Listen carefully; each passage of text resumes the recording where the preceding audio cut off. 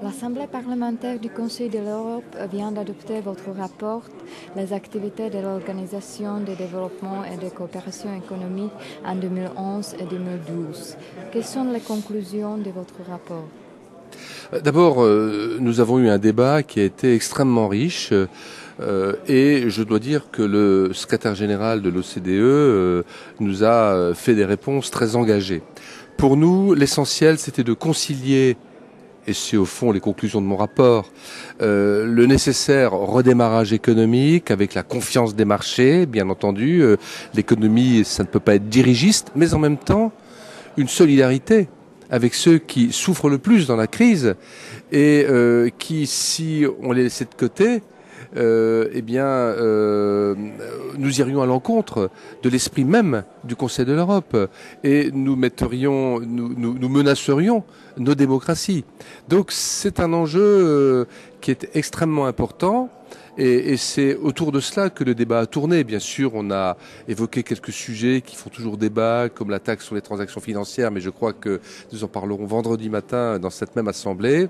Voilà les grandes lignes. Et puis, j'ai voulu insister dans le rapport aussi sur le rôle de l'OCDE en soutien des pays qui sont concernés par ce qu'on appelle les révolutions arabes, et plus largement les pays du Moyen-Orient, qui sont nos partenaires de l'autre côté de la Méditerranée, dont certains d'ailleurs sont associés à nos travaux, et sur lesquels l'OCDE a développé des politiques particulières en matière de soutien à la gouvernance, notamment des administrations locales, de lutte contre la corruption, de place des femmes dans la société, et je pense que c'était important aussi que nous ayons dans ce débat les partenaires de l'OCDE qui étaient là, Japon, Mexique, Canada, Corée, enfin des pays qui ne sont pas des pays européens, mais qui étaient également dans notre débat, ce qui montre bien que la crise est mondiale, même si tous les pays ne sont pas en crise en même temps, mais que les réponses, elles doivent être concertées, elles doivent se faire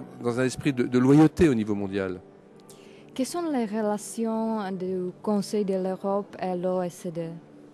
Alors, aujourd'hui, nous avons pour la première fois eu un débat peut-être véritablement politique, parce que le changement d'organisation, de règlement du Conseil de l'Assemblée parlementaire a permis à la commission politique de piloter ce travail.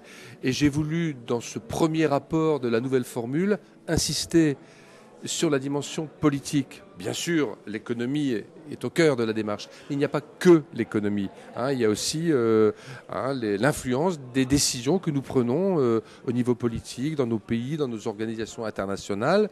Et donc nous avons eu ce matin un débat peut-être beaucoup plus politique. Et je pense que par rapport aux objectifs de l'Assemblée parlementaire du Conseil de l'Europe, c'est une bonne chose.